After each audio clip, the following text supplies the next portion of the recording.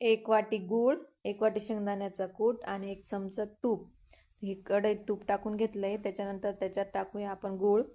गूळ असा पाणी वगैरे टाकायचं नाही, चांगला मेल्ट करून घ्यायचा आहे गूळ. गूळ किसून घ्यायचा आहे म्हणजे लवकर मेल्ट होतो तो. चांगल्या प्रकारे असा आपला गूळ आहे ना तो वितळून घ्यायचा आहे. वितळून घेतल्यानंतर आपण त्यात आहे ना एक थोडंसं एक वाटीत हे घेऊया पाणी आणि त्यात चेक करून बघूया गुळाची अशी एक सॉफ्ट असा गोळा तयार झाला पाहिजे बघा असा. आणि त्यानंतर जेणेकरून आपली चिक्की ना खुसखुशीत होईल.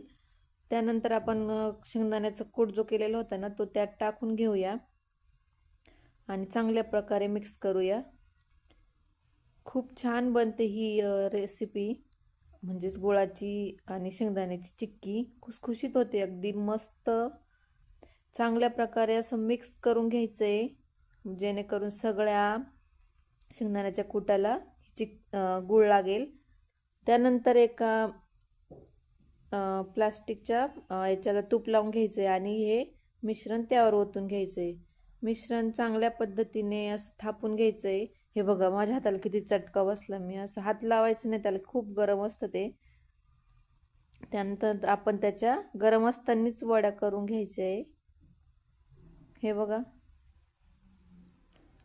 सगळ्या अशा वड्या पाडून घ्यायच्या आहे आणि थंड झाल्यावरती त्या वड्या म्हणजे सॉफ्ट निघतील, पटकन निघतील.